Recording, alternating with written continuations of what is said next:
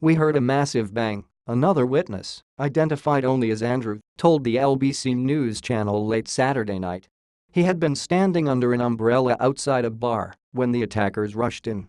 "I turned around on the right and there was a guy with a big knife. I mean a big knife." Andrew said he jumped over a small fence, ran a distance, and then hid behind a bush. "There was already a dead guy laying on the floor," he said.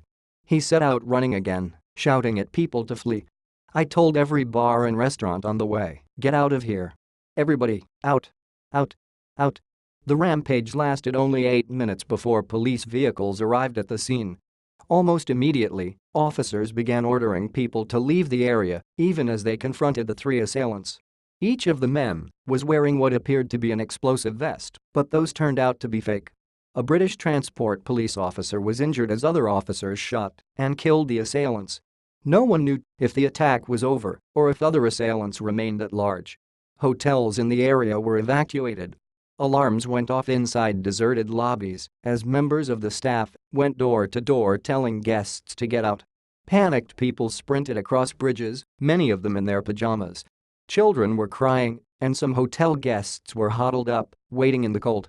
"I was asleep and didn't even know anything was going on until the alarm went off, and we were told to evacuate the hotel immediately," said Emily Sutton, a guest at the Novotel London Tower Bridge across the river, who was sitting on a bench wrapped in a duvet.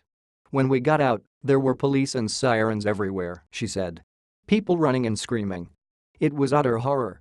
Another guest, Danny Farr, walked down the street, carrying her 9-year-old daughter on her shoulders.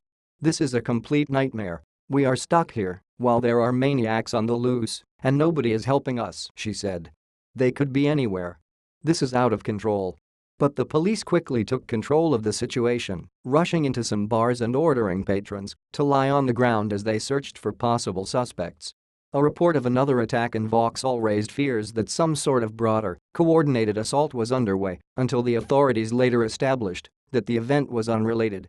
Parts of central London were almost immediately placed on high alert. Sirens wailed as ambulances rushed the injured to hospitals across the city. Helicopters hovered over the Borough Market area as crowds of people continued to evacuate. Witnesses described scenes of horror as ambulances rushed to treat the wounded and people fled in panic.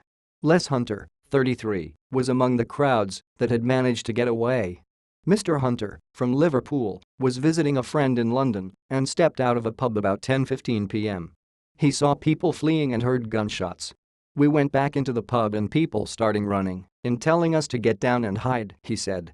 "I ran up to the gents and hid, but when I looked out the window, I saw a guy with blood all over his face and t-shirt."